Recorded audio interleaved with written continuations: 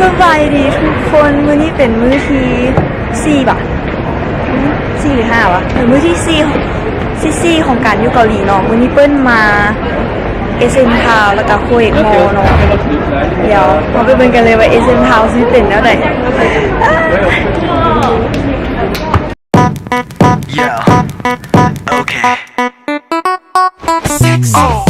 나 혹시 몰라 경고하는데 잘 들어 지금 위험해 So dangerous น้องถ้าคนถามไม่ไหมฮูโบ SM มีวงเด็ดๆก็เจ็ดผีปอดก็เจ็ดยูเจวาฮี BTS เมื่อกี้เพื่อนก็ตอบว่าอย่างก็บิ๊กแบง BTS USM BTS USM อีกโอ้ตายแล้วเลดเวอร์เวทตายกูไผ่พามาถือคนมือนี่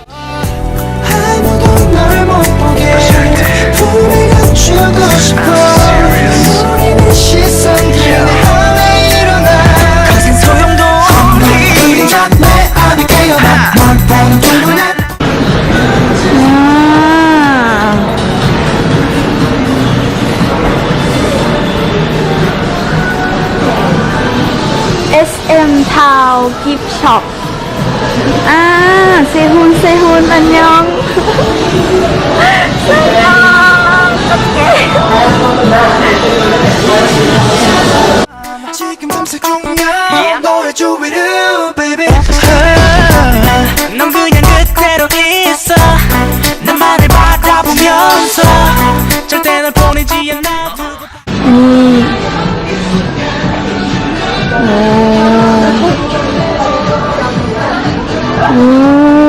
เสื้อเอาบังกล้องเดี๋ยวเขาจะพาไปดูอีโซ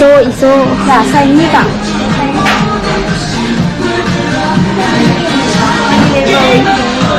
พวกเจนเทยองคนนี้เทยองเดี๋ยวนิดshiny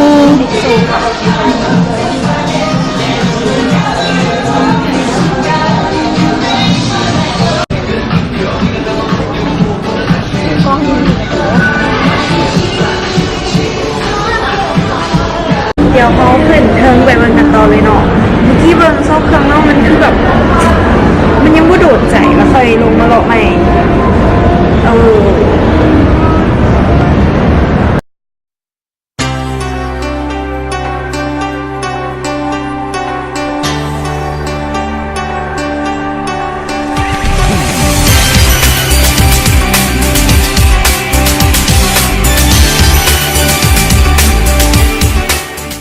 มีความขันรางวัลเนาะต่างๆก็จะมาอยู่นี่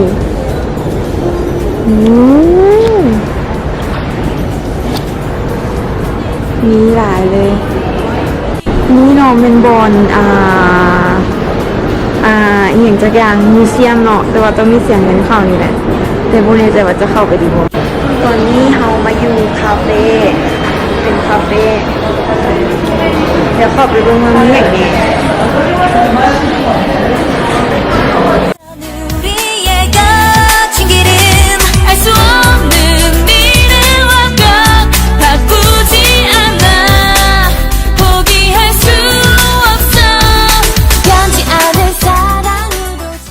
ทุกคนนี่เป็นบรรดาขนมขนมอย่างขนมเยอะแยะเลย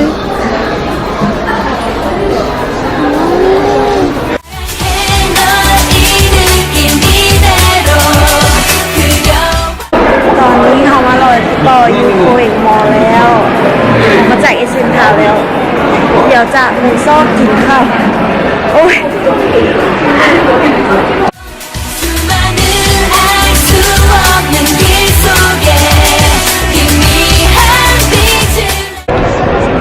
ของสมุดโคตรงามเลยของสนิทมันเป็นห้างสมุดหลายกว่าจริงป่ะ 그래서 나중에는 ทุกคนนี่คืออาหารของเราถ้วยโคตรใหญ่เลยมึงถ่วยคนกับแม่จำบงอันนี้จำบงในนี่ด่า สั่งไปเสร็จเดี๋ยวเขาจะมาไขสปายแบบหนังอันหนังอีกอย่างวะหนังอย่างวะ My ID is กังนำ Beauty คือพระเอกไข่นะจะไข่แบบนี้พระเอกไข่มือเดียวไข่งานไข่หมดเลยไงเรียบเลย Yeah, whoa, whoa, whoa, whoa. I wanna fly, baby, fly with you. Yeah. ทุกคนสภาพไม่ค่อยดีเป็นไรตอนนี้เข้ามาน่ะตึก JYP น้องย่างโคตรไก่เลยจนสมาฮอดเห็นมั้ยเดี๋ยวเขาจะเข้าไปคาเฟ่ทางในมาเนาะ 밤에 잠은 잘 자니 난 가끔 현실이 믿기지 않아 잠에 섞게 무슨 말인지 알지 아 가끔씩 두려워져 정신없이 ทุกคนตอนนี้เขาเข้ามาในห้างแล้วกะคือคาเฟ่เขาไปอะไรไม่เห็นดาราอย่างเนาะแต่เขาก็จะเปิดเพลงของค่าย JYP อยู่มันจะมีบอร์ดอัดจอโปรเจคเตอร์ง่ายๆนี่แล้วก็คันแม่นไถมาแล้วบางทีโซบีก็จะเจอแบบดาราลงมาซื้อกาแฟกินหรือว่าอย่างนี้สิเพราะว่าตึกนี้มันมีเจสันแล้วชั้นเทิงมันจะเป็นบอร์ดแยกบอร์ดซ้อมเต้นอย่างไรของ JYP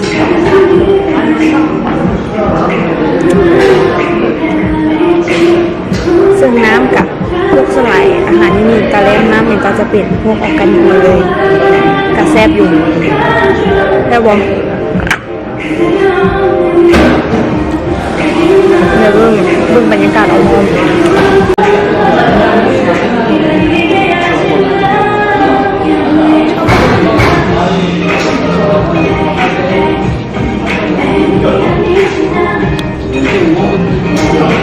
นางนินนาใจคนข้างบูพอใจเพราะว่า ยังโคตรไก่เลยตอนกลับคือจะได้ขี่แท็กซี่กลับแล้วเลยเขาทุกคนตอนนี้เพลงที่ก่อนของเขาเปิดแล้ว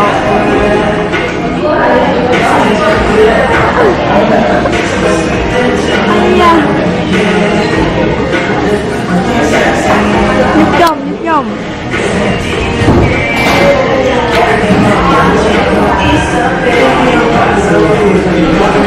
แจ็คสันจังไหนด่าพึ่งหน้ามันฉันไม่เข้าใจถึงฟิลของเธอเลยที่แหละคงสุดติงได้เหยียบบนเดียวที่ดาราเคยเหยียบเขาก็ดีใจแล้วเนาะ Let me hear you say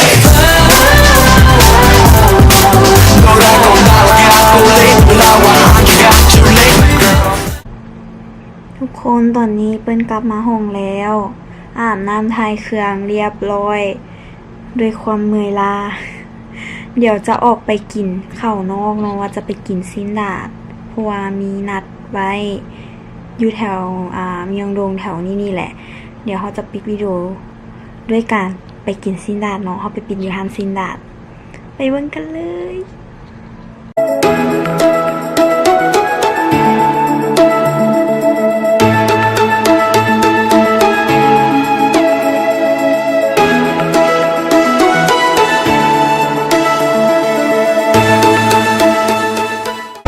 ตอนนี้เขาต้องอดกันกับอีกอย่างไม่มันเป็นเดอะแซฟแท้ๆเท่าไหร่วะด่าเขาจะไปกินซีนาดอยู่ได้เป็นคนเลี้ยวตอนนี้อันนี้อ่ะเคยเห็นอยู่อย่างวะเอาเชื่อไม่ได้ก็จะยืดงานโตอดทนโอ้ my god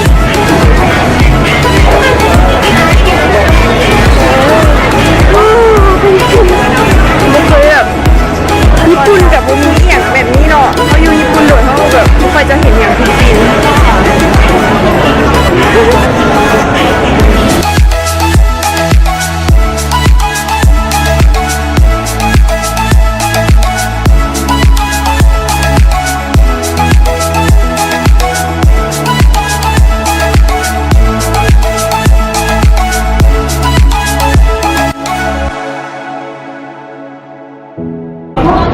เขาไปคืนมาบอกเราลอยกล้าถอดออกได้ไง เขาจะว่าห้างซานมนี่มีชื่อเสียงเนาะเดี๋ยวเขาจะออกจากเขาออกจากห้างซินดาแล้วเดี๋ยวเขาจะพาทุกคนไปโลกินนิวเนี่ยเด็กดูเบิ้งดูอ๋อ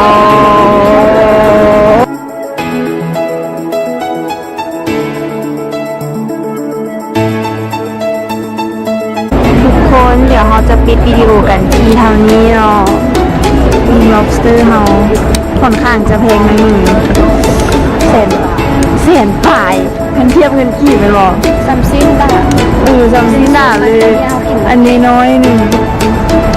โอเคแล้วพบกันใหม่เด้อบ๊ายบาย Good morning ตอนเช้าทุกคน Good morning จะสวยแล้วแหละตอนนี้เราจะไปเบิ่งช็อปของโปรดิวเนาะมื้อนี้เป็นมื้อสุดท้ายแล้วที่จะได้รอก่อนมื้ออื่นจะกลับเนาะฉันจะไปซูทาวเวอร์แดช็อปโปรดิวแดทุกคนเรามาฮอดแล้วซึ่งนี่เป็นช่วงโปรดิว48เนาะถ้ามันก็จะเป็นแบบว่าแบบนี้บวกแบบนี้ถ้าเข้าไปกันเลย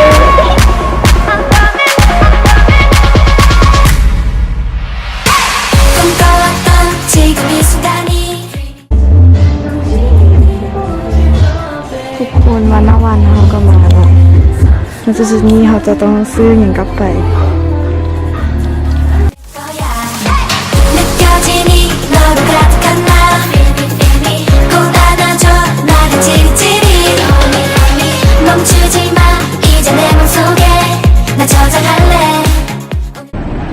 ทุกคนตอนนี้เฮามาฮอด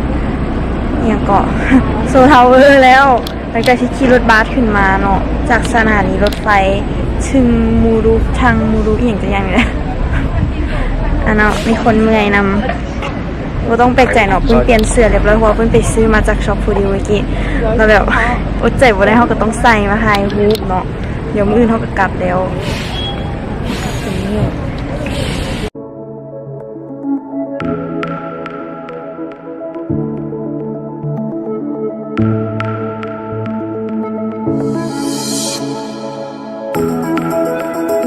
คนนี่คือวงกระแสถ้าจะเกาะเนาะแต่ว่าเขาบ่มีครู